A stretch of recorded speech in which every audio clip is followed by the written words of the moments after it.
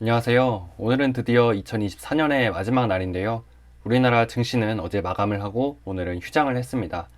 올해 아주 힘든 나날들이 계속됐는데 마지막까지 증시가 마음을 아프게 했네요.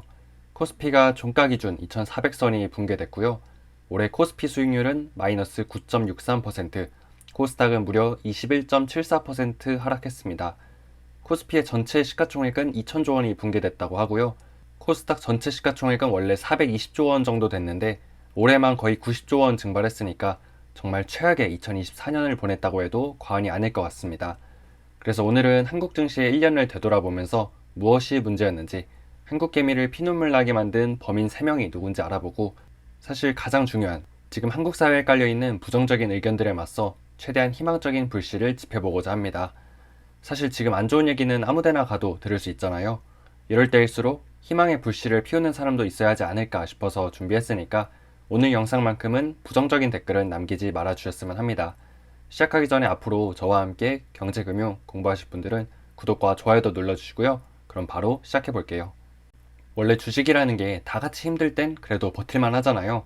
그런데 올해 한국 주식에 투자하셨던 분들이 너무나도 힘들었던 건 미국 주식은 한 번도 안 빠지고 계속 올라가는 반면에 한국 주식은 한 번도 안 오르고 계속 빠지면서 그 격차가 말도 안 되는 수준까지 벌어졌기 때문이지 않을까 싶어요. 그나마 미국이랑 한국이랑 같이 투자하셨던 분들은 괜찮았겠지만 한국 주식만 하셨던 분들은 진짜 상대적 박탈감이 엄청 심하셨을 겁니다.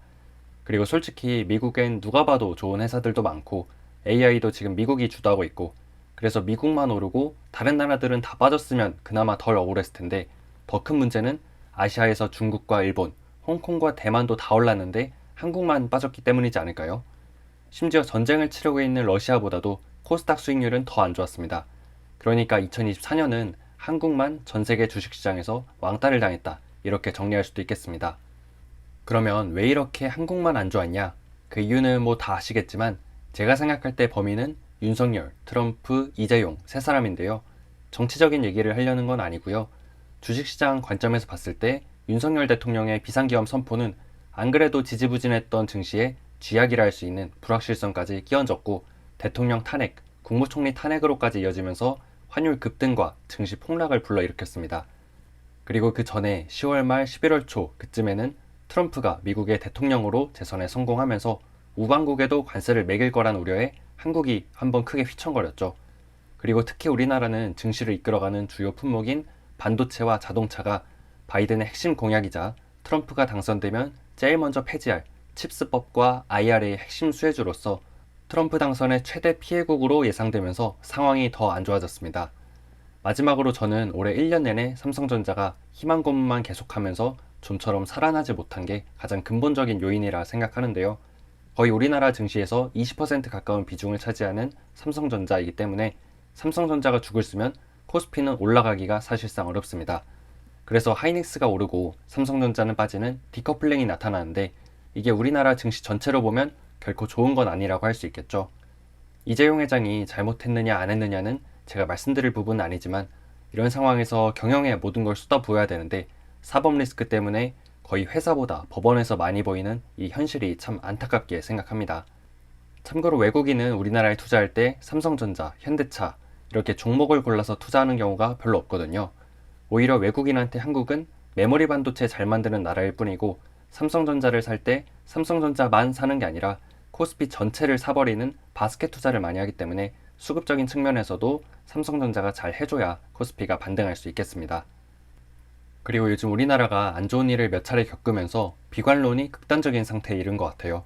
특히 산업 경제적인 측면에서는 패배주의가 만연한데, 예전에는 힘들겠지만 그래도 해보자, 안 될 것 같아도 일단 부딪혀보자, 이런 희망적인 마음을 많이 가졌었는데, 요새는 뭐만 하면 그게 되겠냐? 구군이 다 했다, 한국은 끝났다, 헬조선 떠나자, 이런 여론이 지배적인 것 같아요. 사회적인 갈등도 너무 심하고요. 솔직히 저도 요즘은 한국 주식 많이 싸졌으니까 사라는 얘기도 함부로 못하겠어요. 떨어지는 칼날을 잡지 말란 얘기가 있는데, 지금 한국 주식의 밸류에이션이 역대 최저 수준이긴 하지만 그렇다고 여기가 바닥이라는 확신이 들진 않거든요. 실제로 몇몇 종목은 52주 최저가, 역사적 최저가를 계속해서 뚫고 내려가고 있기도 하고요. 하지만 그럼에도 불구하고 역사적으로 이 정도 낙폭을 키운 후에 증시는 반등을 했었습니다. 모두가 공포에 떨면서 떠나갔을 때 용기 있게 투자를 한 사람이 과실을 누렸던 역사는 이미 수차례 반복돼 왔죠. 우리나라가 오래전으로 거슬러 올라가면 IMF도 있었고, 카드 사태, 저축은행 사태, 미국발 금융위기, 유럽발 재정위기 다 겪고 2020년대에는 코로나 위기까지 겪으면서 여러 차례 휘청거리기도 했었지만 결국에는 다 이겨냈잖아요. 그래서 이번에는 진짜 큰 위기다. 이번에는 다를 것이다. 이런 의견들도 있지만 저는 아직까지는 한국인의 저력을 믿고 있는 편입니다. 그러면 한국 경제가 살아나고 한국 주식이 반등하려면 결국에는 무엇이 필요할까? 어떤 트리거가 반등의 불씨가 될 수 있을까 고민을 많이 해봤는데 결국에는 기업의 실적인 것 같아요. 우리 안 좋은 뉴스도 많았지만 그 속에서도 긍정적인 뉴스를 몇 개 찾아보면 우리나라가 1월부터 11월까지 전 세계에서 수출 6위를 기록했거든요. 작년에 8위로 잠깐 떨어졌다가 다시 6위로 올라온 거고요. 물론 환율이 올라서 수출 기업들이 유리해졌던 점도 분명 있겠습니다만 우리나라 회사들이 안 좋은 대외 여건 속에서도 정말 열심히 싸웠고요. 그래서 내년에는 올해보단 상황이 좀 좋아지지 않을까 기대와 희망을 가져보면 좋겠습니다. 그리고 어떻게 보면 수출보다 한국 경제에서 차지하는 비중은 훨씬 작지만 국민들의 소비활동, 투자활동 심리 회복을 위해서는 내수 경제 회복도 필요해 보이는데요. 이와 관련해서는 최상목 경제부총리 권한대행 체제에서 추경안을 편성해서 내수 진작을 위한 정책을 펼 것으로 예상되기 때문에 내년에는 내수주의 반등도 꼭 일어났으면 좋겠습니다. 그리고 마지막으로 현재 정치적인 혼란이 빨리 안정화되어야겠죠. 지금 우리나라가 AI나 반도체, 자동차, 배터리, 바이오, 플랫폼, 콘텐츠 이런 쪽에서 시급하게 해결해야 될 산업적인 과제가 많이 쌓여 있습니다. 그래서 개인적으로는 트럼프 정권에 맞서서 최소한의 비즈니스 마인드가 있는 기업인 출신의 인물이 대한민국의 지휘봉을 잡고 이끌어 나갔으면 좋겠는데 누가 되더라도 빨리 외교를 책임질 수 있는 컨트롤 타워를 회복하고 문제를 해결해 나가기를 바라겠습니다. 자, 오늘은 이렇게 2024년 국내 증시와 해외 증시를 함께 비교하면서 왜 우리나라만 이렇게 안 좋은 한 해를 보냈는지 그리고 앞으로 어떻게 하면 경제와 증시가 반등할 수 있을지 이런 얘기들을 나눠봤는데요. 지금 역대 최악의 밸류에이션 구간에 놓여있는 삼성전자가 일어서야 코스피도 살아날 수 있습니다. 지금 삼성전자가 메모리 쪽에서 최대 위기에 직면해 있지만 다행스러운 건 브로드컴이나 마벨 같은 빅테크들의 ASIC을 만들어주는 회사에서 HBM 수요가 늘어나고 있는데 이런 쪽에서 삼성이 돌파구를 마련할 수도 있고요. 파운드리 사업에서도 새로운 사업 부장이 오면서 투트랙 전략이라는 윤곽이 대충 나온 것 같습니다. 삼성이 이렇게 재정비를 하고 나면 우리나라 반도체 산업 전체가 다시 돌아갈 수도 있고 자연스럽게 시장의 회복도 일어날 수 있을 거고요. 또 삼성도 조만간 밸류업 정책에 참여하겠다고 예고를 했죠.